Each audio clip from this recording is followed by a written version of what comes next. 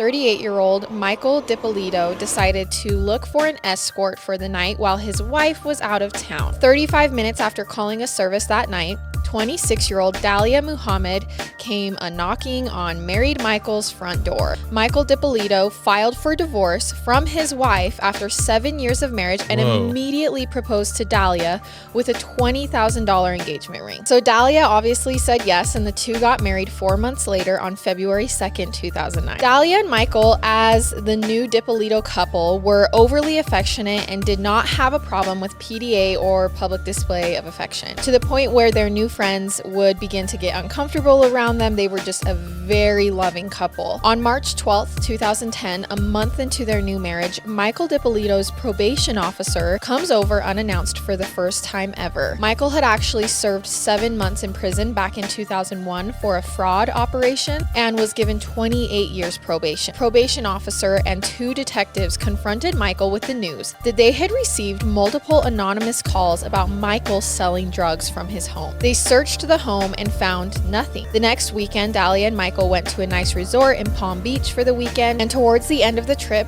Michael and Dalia woke up to police searching Michael's car in the parking lot, claiming they had received another anonymous call that he was dealing drugs out of his car. Once again, the cops search it and find nothing. 2 weeks later, Michael and Dalia finish their dinner at a fancy restaurant when they exit the restaurant and find police searching Michael's car in the parking lot again. But this time, police discover an actual baggie of cocaine in the vehicle, and Michael pleaded with them, "Please, I'm being set up. This has happened 3 times. Like, it's not me. I don't know where that cocaine came from." And because of all of the anonymous false accusations, the police actually decided to let him go. They were like, "We believe you. We do think someone's trying to set you up." The next morning, Dalia broke the news to Michael that she was pregnant, and together this couple happily began planning for this next chapter of their life together. It was roughly an hour later when Dalia received an unexpected call at the gym from a sergeant with the Boynton Police Department asking her to return home immediately. Something had happened. Dalia rushed home and was astonished to see crime scene tape, news crews, and police surrounding her home. Dalia walks up to police and they tell her that they had responded to a call of shots fired at her home earlier that morning and her husband, Michael Dippolito, was dead.